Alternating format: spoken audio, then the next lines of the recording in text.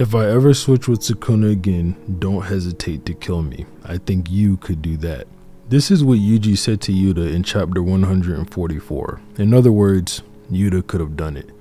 This statement is clear, but that doesn't make it correct, and today I want to go over just that. At this point in the story, Yuji has eaten 15 of Sukuna's fingers, so could Yuta beat 15 Finger Sukuna in Yuji's body? Given the context of the statement, I think it's only fair that we don't include Yuta from the current point in the manga, as he has tons more knowledge on Sukuna's abilities from his fight with Gojo, and it's intel that would make the fight less authentic, especially since Yuji says if Sukuna takes over his body, don't hesitate to end him. But I'll at least go as far as to saying up to Yuta's fights in the Sendai Colony, just to give us something to work with, and he shouldn't have gotten stronger in that small amount of time. It was only around a day or so. Only acquiring a few more techniques like Thin Icebreaker. I'll cover everything here from the start of this battle to the domain clash and who would win, but before we begin, I'd like to ask if you could leave a like on the video and subscribe to the channel, as I'd greatly appreciate it. We should obviously start this off with establishing some power feats for both of them. Sukuna being a fighter that can toy around with and bully Jogo, who stands on the upper echelon of cursed spirits simply due to the nature of how he was formed. While it is stated that Jogo would game over from 4 black flashes landed by Yuji along with a playful cloud strike by Todo, it's also implied in the same panel that Jogo likely wouldn't even get hit by these attacks, which is a testament to his speed and combat prowess, since this means he'd likely have an easier time handling Boogie Woogie than Hanami did. Jogo's superiority to another one of his cursed peers would be solidified in Shibuya, wherein while Dagon was getting ragdolled by Naobito, who is considered to be the second fastest sorcerer next to Satoru Gojo himself, Dagon says he might be faster than Jogo. We're even told by Kenjaku that if he's lowballing Jogo, Jogo is likely equal to around 8 or 9 fingers worth of Sukuna. Although, when taking the anime into account, this statement is nowhere near as impressive, since Kenjaku says if he is being generous to Jogo, then he is around 8 or 9 fingers. We're also told around this time that even though Sukuna's soul is on a completely different level, Jogo should have more cursed energy in him in his 3-finger state. Far and away Jogo's best statement, however, is Sukuna saying that if Jogo's maximum meteor landed on him, it would have actually damaged him. The extent to which it would damage him is unknown, but yeah. Even with that, it's not like Sukuna had any trouble dodging it and completely dismantled the cursed spirit whenever they interacted physically, slamming him through buildings and having Jogo wonder why the difference between them is so big if Kenjaku claims he should be a little bit more than half his power. We even see Sukuna doing some 8th gate guy goonery and jumping off air to grab Jogo's face. I want to present everyone with an idea that, like Maki and Toji, Sukuna is truly free, although obviously through different methods. Sukuna jumping off of air here is similar to how Maki does it in her fight with Naoya, dodging him in midair and taking advantage of her surroundings. And this is the first time we see Sukuna doing this, but he also does it in his fight with Yorozu when he's summoning Max Elephant. He starts leaping off the air again. And it may be a little bit of a stretch, but we do know that Sukuna is completely self-absorbed to the point that nothing matters to him at all except Megumi. And that's only because Megumi is to become his next vessel.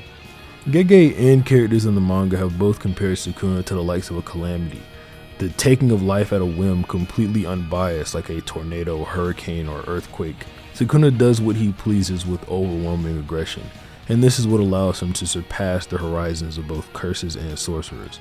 Sukuna even says to Jogo that he should have burned everything he desired to a cinder to reach the heights of Satoru Gojo.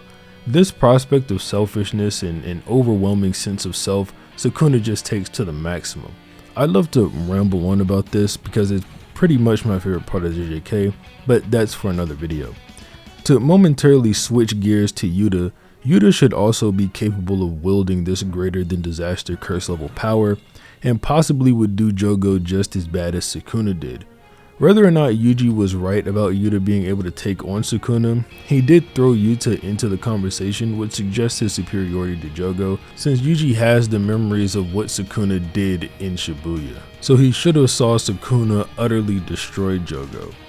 Beyond this, it's not like Yuta is lacking in physical feats, going head to head with Ryu and possessing the ability to use Thin Icebreaker to amp his strikes as well as outputting positive energy in order to blow up curses.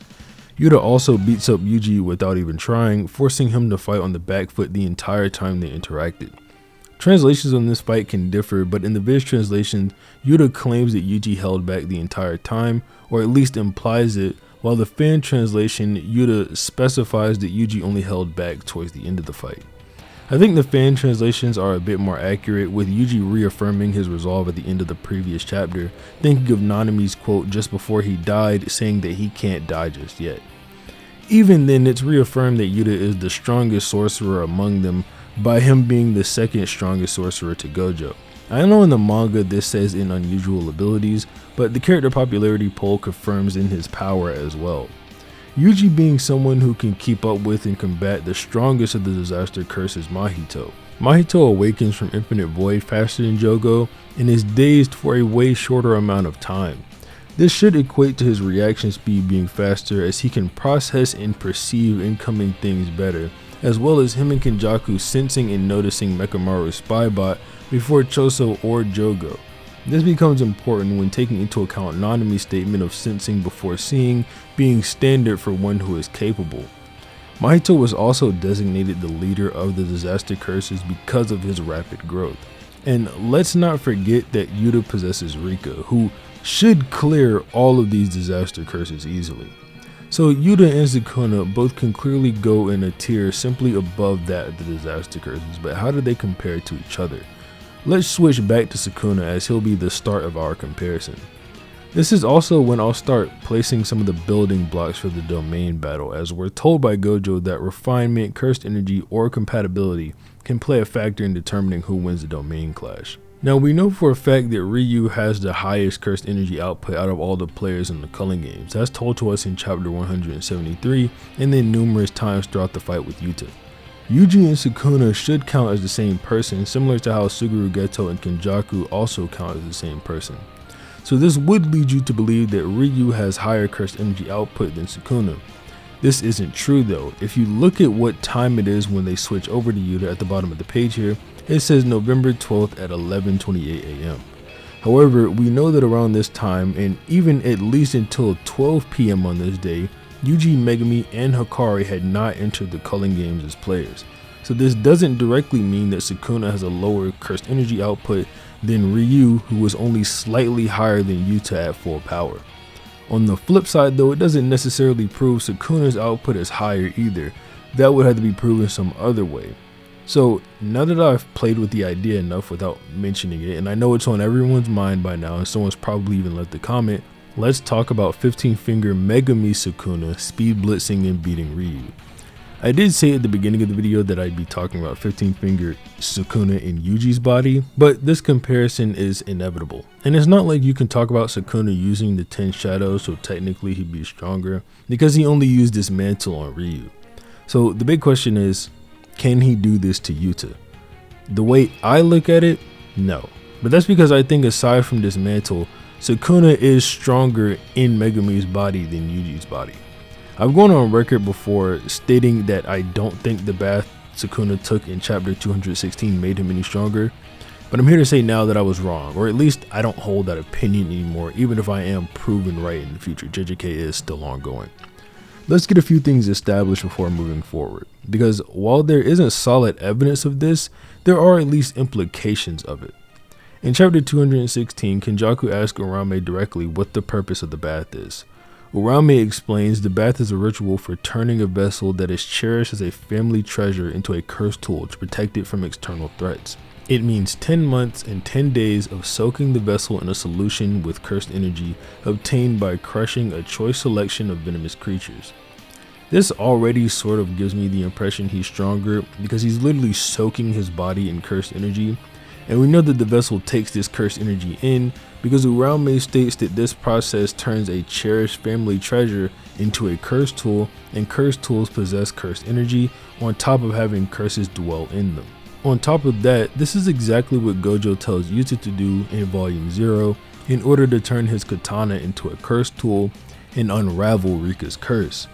Kenjaku asks what the point of soaking in it is, and Uraume says to be near evil and to submerge Megumi's soul. Sukuna has a more evil vessel now than he did with Yuji, as Yuji never soaked in this cursed energy solution. That's evidence number 1 for this idea that I have that Sukuna is stronger in Megami's body. After this, however, when Sukuna, Uraume, and Kenjaku are riding in this cursed fish, or whatever this is, I want you to pay attention not only to Uro and Ryu's reaction, but the blanket of cursed energy that paints the sky as Sukuna approaches. Compare this to 15 Finger Yuji Sukuna, where his presence was felt by some, but only the ones very close to him started being genuinely scared of him. I think based on this, it's safe to say there was no blanket of cursed energy over Shibuya when Sukuna came out in that instance. There is also the fact that Kusakabe didn't even know this was fully Sukuna. He thought it was still Yuji. It just seems a little bit different. That's evidence number 2 for this idea. Now, this last bit might make some people mad at me, but I'm just trying to explain my thought process here. After Gojo's release in chapter 221, he's talking to Kenjaku and getting ready to end his life, when Sukuna reacts to it and clashes with him. Effectively, Sukuna reacts to and attacks Gojo. If Sukuna's fingers are all equal in power, then this should mean that after eating the last 4 fingers in the mummified corpse of his old body, he should have only gotten around a 25% boost in power, which is pretty big, but it isn't even doubling his power. 25% should still be within a relative margin, at least speaking from a percentage standpoint. When talking about relativity, this should be fine. Obviously, in hand-to-hand combat, Gojo is stronger than Sukuna. That's been shown to us time and time again throughout this fight. But at the very least, Sukuna has always been able to react to Gojo, who is far stronger than Yuta, even with his output greatly decreased from fighting for so long. Now, there are a fair bit of assumptions in this line of thinking. One being Gojo was going full power on Kenjaku or on Sukuna. 2 being that all Sukuna's fingers provide him an equal boost in power. And 3, that Sukuna actually clashed with Gojo instead of Gojo taking a defensive position when Sukuna came at him. And since every single panel of this little interaction is off screen, we just don't know. But if you are willing to accept those assumptions, then that's evidence number 3 for that idea. Regardless, I think the first bit of evidence I showed was enough to prove that he's stronger between the 2 bodies. If you don't think that that was sufficient though, then Sukuna would just do Yuta the exact same way he did Ryu. The only difference being that maybe Rika could heal Yuta's head, but that's a pretty big leap and I'm not sure that it would even work. On top of that, there's the possibility that Sukuna would just end Rika before she even had the chance. So with that being said, how can we compare Yuta and 15 Finger Yuji Sukuna? Obviously moving forward with the idea in mind that Sukuna is weaker in Yuji's body. The best way to go about this would be to talk about the domain clash, because physically, these guys don't really have many feats to compare to one another. To state again, refinement, cursed energy, and type matchups are the ways you can win a domain clash. When it comes to cursed energy, we know that Sukuna fighting Gojo has twice or more the amount of cursed energy that Yuta does. I don't know if this accounts for Rika, but looking at a scenario where it does account for Rika, then Yuta realistically has no chance even in a battle of attrition against Sukuna's domain. If this doesn't account for Rika, then Sukuna definitely gets put in a little worse position, but not too bad since Yuta can only draw cursed energy from Rika for a total of 5 minutes. On top of this, Sukuna, since his domain has no barrier, can reach outside of Yuta's domain and attack his domain barrier in order to make it collapse. So since Sukuna is weaker here than against Gojo, regardless of what you thought of the argument earlier, it's a bit difficult to say how long it would take to crush Yuta's outer shell. However, if Sukuna shrinks the range of his sure hit in order to increase the potency of it, then Yuta is definitely going to be in a lot of trouble. Sukuna very clearly has the more refined domain just through having no barrier. Yuta versus Sukuna within the shell while this happens could be speculated on, but since we don't know not only what the inside of Yuta's domain is like, but we don't know the extent of the clash, it's hard to say that that would happen. Maybe Yuta would have to focus on keeping up the expansion like Gojo and Sukuna did during their first domain clash. We really don't know, but we do know if that does happen, Yuta is likely going to lose the domain battle and with his curse technique burned away, Sukuna is just going to slice up Yuta until he's dead.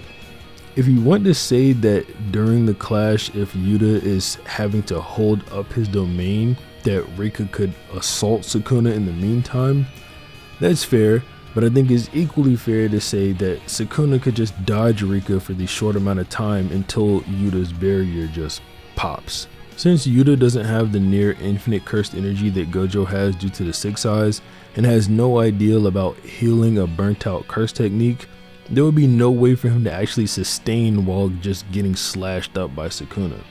So now this begs the question of what I asked in the beginning of the video: was Yuji wrong? I think it's safe to say that he was. Yuji at this point has no idea how a domain clash between a person with a barrier and one without one would go. In fact, no one did. Not even the highest level sorcerers knew what would happen in chapter 225 of the Gojo vs Sukuna fight. Everyone was shocked that Sukuna's sure hit reached beyond Gojo's barrier and destroyed it from the outside. Yuji also could be talking from a resolve perspective, not just power, saying that he thinks Yuta could bring himself to take down Sukuna in his body, maybe that he'd have a decent chance to get him, but no one that he currently knows would have the same type of chance.